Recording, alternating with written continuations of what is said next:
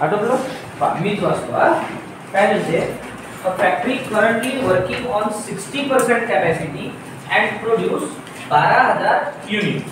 आपली फॅक्टरी किती पर्सेंटचं काम करते 60 आणि किती वस्तू तयार करते 12,000. म्हणजे क्वेश्चन मध्ये जे कॅपॅसिटी दिली आहे ती किती टक्केवारी आहे 60 वर. तर 60% बरोबर 12,000 युनिट म्हणजे आपली फॅक्टरी 60%वर किती युनिट तयार करते. आपल्याला म्हणते estimate the profit for 80% and 100% capacity. मग क्वेश्चन मध्ये जे कॅपॅसिटी आली हे किती टक्केवारी आहे 60 आणि आपल्याला प्रॉफिट कायच्या काचीसाठी काढायचं आहे 80 आणि 100. मग आपल्याला अजून दोन कॅपॅसिटी घ्यायला लागेल 80% 100%. बरोबर आहे. दिलेली माहिती किती टक्केवारी 60 वाली. बनवायचं कायच्या कायच्यासाठी 80 आणि 100. मग आता 80 साठी आपल्याला युनिट काढायला लागेल. तर काय करायला लागेल 60% बरोबर 12,000. तर 80% बरोबर किती 16,000. त्यांचं क्रॉस मल्टिप्लिकेशन किती होईल 16,000 युनिट. तसंच आपण 100 साठी करू शकतो. 60 बरोबर 12,000 तर 100 बरोबर 20,000 युनिट. किती युनिट 20,000. पुढचं सेंटेन्स काय म्हणते बघा.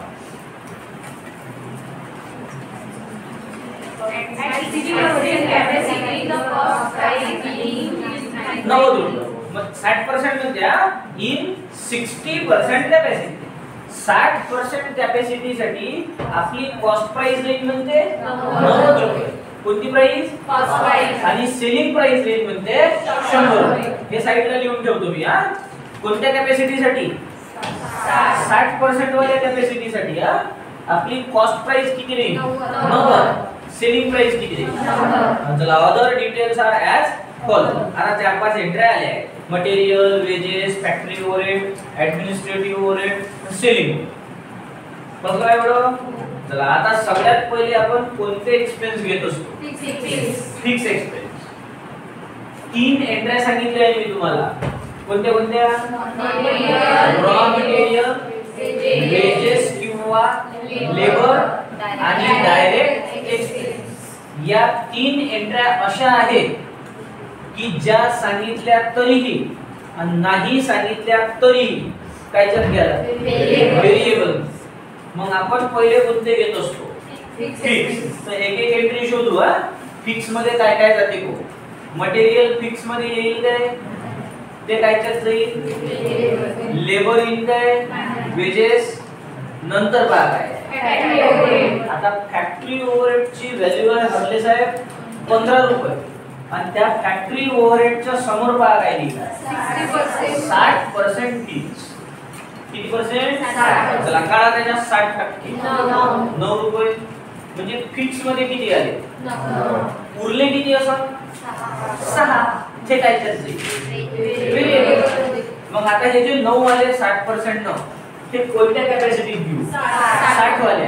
पण त्याच्यातही 2 कॉलम आहेत. पर युनिट मध्ये घेऊ का अमाउंट मध्ये. किती रुपये 9. 9 कुठून आले समजले काय. नंतर आहे administrative overhead. Administrative overhead variable मध्ये जाते काय मग कायच्या ती फिक्स मध्ये. ऍडमिनिस्ट्रेटिव्ह ओव्हरहेडची व्हॅल्यू सांगा बाहेरची किती आहे 10 आणि त्याच्या समोर ब्रॅकेट मध्ये काढूनही दिलेली आहे 1,20,000. म्हणजे इथं 10 रुपये येईल आणि किती युनिट आहे 12 ने मल्टिप्लाय केलं तर किती होईल 1,20,000. ते काढूनही दिले चला त्याच्यानंतर येते सेलिंग ओव्हरहेड. किती आहे टोटल सेलिंग ओव्हरहेड 15. त्याच्यापैकी 40% फिक्स मध्ये. किती टक्के किती होईल 6. चला अजून कोणता राहिला काय. मग एवढ्या यांची टोटल करू. एवढ्याला नाव देऊ टोटल फिक्स एक्सपेन्सेस ब्रॅकेट मध्ये येईल. करा टोटल 25. पहिले आपण कोणते एक्सपेन्स घेतले फिक्स मध्ये कोणत्या एंट्र्या घ्यायच्या नाही?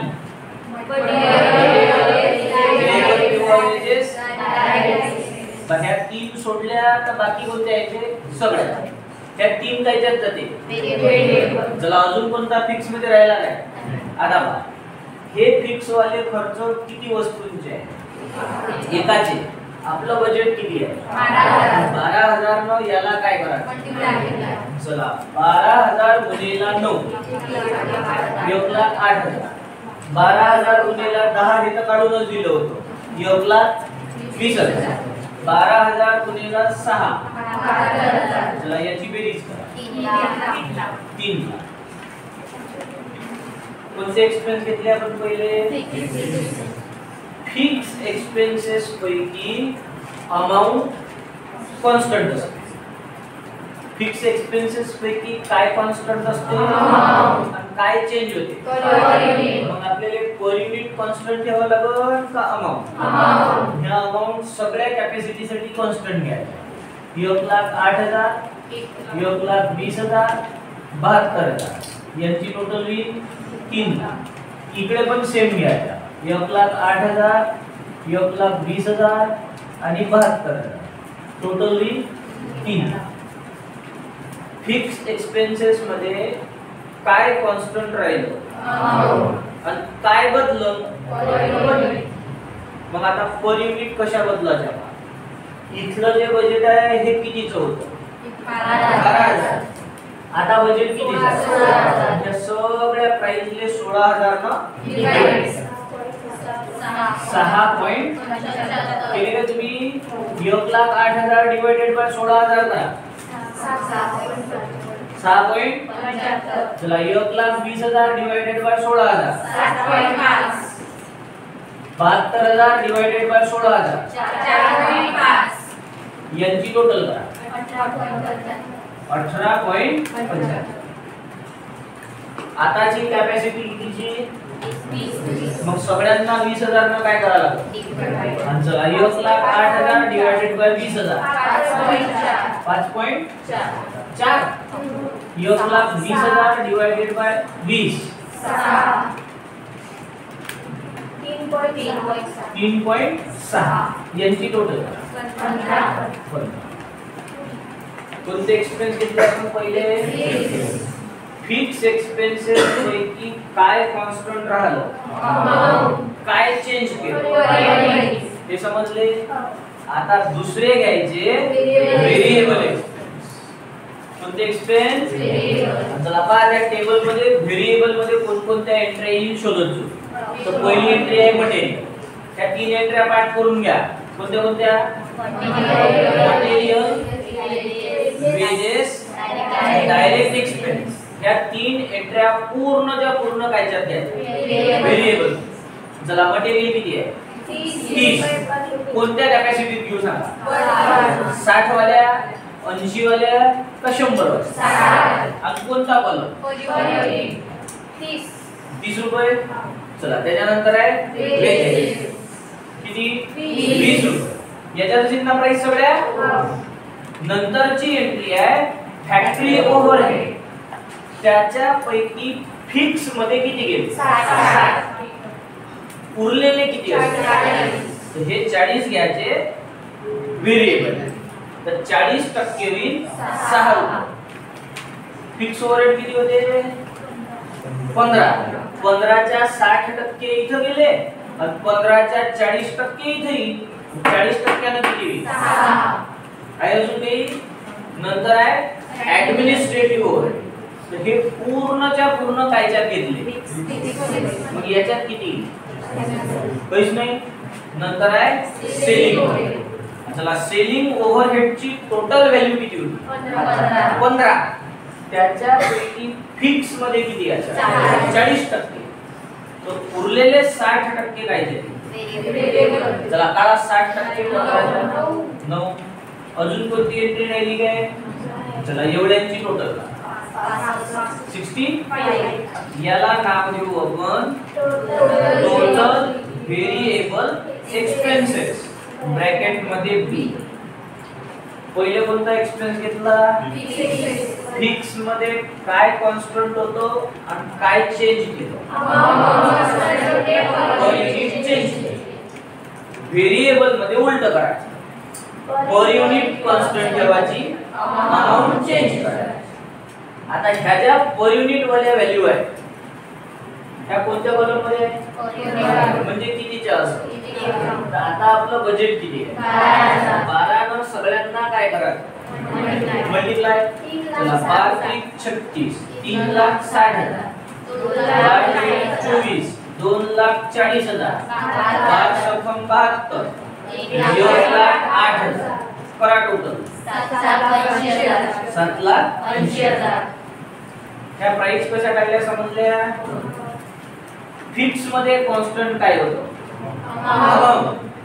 व्हेरिएबल मध्ये कॉन्स्टंट काय? Per unit. म्हणजे हा पर युनिट वाला कॉलम जसाच्या तसा सर्व कॅपॅसिटी साठी 30 20 6 9 टोटल झाली 60. 30 20 6 9 टोटल झाली 60. चुकलं काय? इकडे कॉन्स्टंट काय होतो? अमाउंट. इथं कॉन्स्टंट काय आहे? आता ह्या पर युनिट प्राइस आहे. आता आपली कॅपॅसिटी किती आहे? मग 16,000 न सगळ्या व्हॅल्यूला काय करायला लागतं? चला 16 48, 4 80, 16 32, 3,20,000, 16 सकम 96 96 आणि 16,000 मल्टिप्लाइड बाय 9 1,44,000. 14 याची टोटल 10,40,000. बरोबर आहे. आता याची कॅपॅसिटी किती? 20,000 ना काय करायला लागते? मल्टिप्लाय. चला 3 2 6 6 लाख, 4 लाख, 6 2 12, 1,20,000, 1,80,000. यांची टोटल 13 लाख. फिक्स मध्ये काय कॉन्स्टंट होतं? अमाउंट. व्हेरिएबल मध्ये काय कॉन्स्टंट राहतं? आता याच्यात सेमी व्हेरिएबल ओव्हरहेड नसते, दोनच असते, फिक्स आणि व्हेरिएबल. मग आता याच्या नंतर काढायची टोटल कॉस्ट आणि याच्यासाठी हाच फॉर्म्युला वापरायचा a + b. काय a + b + c? a + b. चला a हा झाला, b हा झाला, दोघांची टोटल करत 90 रुपये. 10,80,000.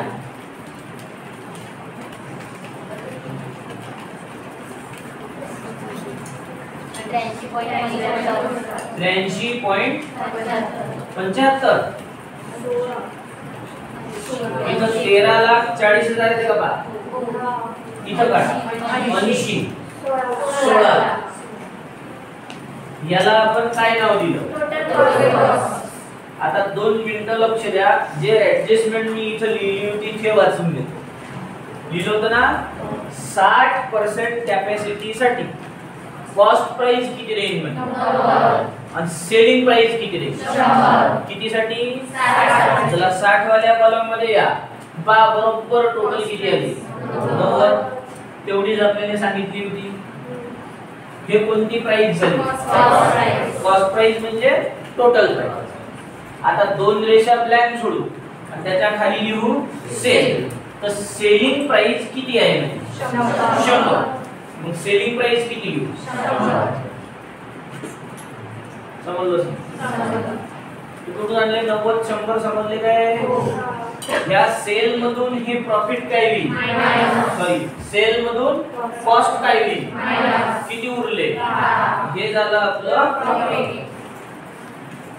बरोबर. हे किती वस्तूंचे झाले? आपलं बजेट आहे 12,000. चला 12,000 मल्टिप्लाइड बाय 100 12 लाख आले.